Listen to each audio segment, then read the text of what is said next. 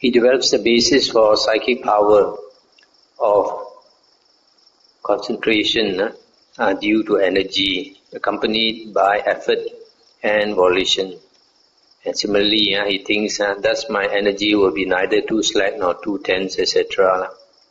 Similarly, he develops the basis for psychic power of concentration due to mind, accompanied by effort and volition. And similarly, he cultivates the basis for psychic power of concentration due to investigation, accompanied by effort and volition. When the four bases of psychic power have been developed and cultivated in this way, a monk wields the various kinds of psychic powers.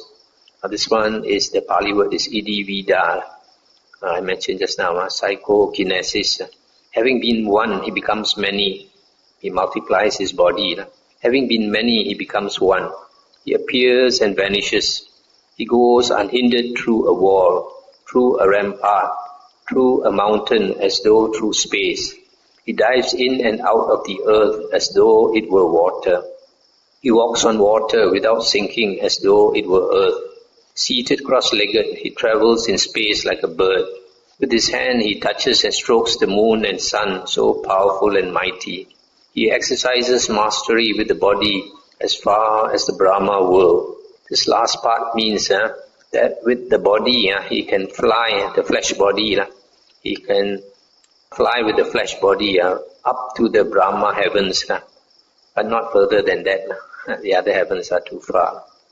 When the four bases for psychic powers have been developed and cultivated in this way, a monk with the divine ear or heavenly ear, which is purified and surpasses the human, hears both kinds of sounds, the divine and human, those that are far as well as near.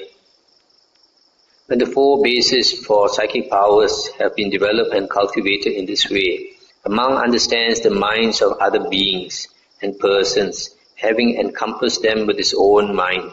He understands a mind with lust as a mind with lust, a mind without lust as a mind without lust, a mind with hatred as a mind with hatred, a mind without hatred as a mind without hatred, etc. An exalted mind as an exalted mind, a surpassable mind as surpassable, a concentrated mind as concentrated, liberated mind as liberated. So here he can read the minds of other beings. And the four bases for psychic powers have been developed and cultivated in this way. A monk recollects his manifold past abodes, that is, 1 birth, 2 births, 3, 4, 5, 10, 20, 30, 40, 50, 100,000 births, many aeons of world contraction, many aeons of world expansion, many aeons of world contraction and expansion. Thus, there I was so named, of such a clan, with such an appearance, such was my food, such my experience of pleasure and pain, such was my lifespan.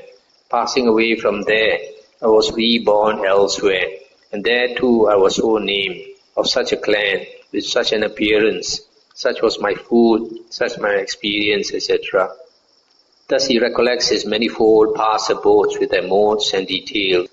So this one is able to recollect his many past lives.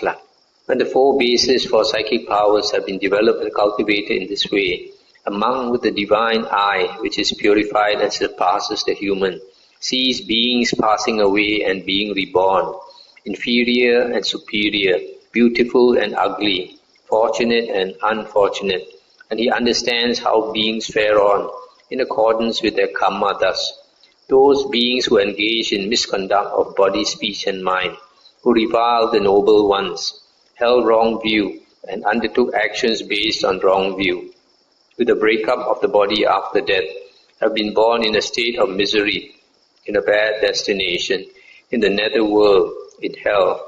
But those beings who engage in good conduct of body, speech and mind, who did not revile the noble ones, Aryans, who held right view and undertook action based on right view, with the breakup of the body after death, have been reborn in a good destination in the heavenly world. Thus with the divine eye, which is purified and surpasses the human, he sees beings passing away and being reborn, inferior and superior, beautiful and ugly, fortunate and unfortunate, and he understands how beings fare on in accordance with their kamma.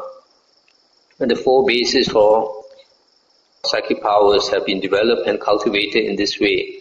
Among the destruction of the asavas in this very life enters and dwells in the taintless liberation by mind, liberation by wisdom, realizing it for himself with direct knowledge.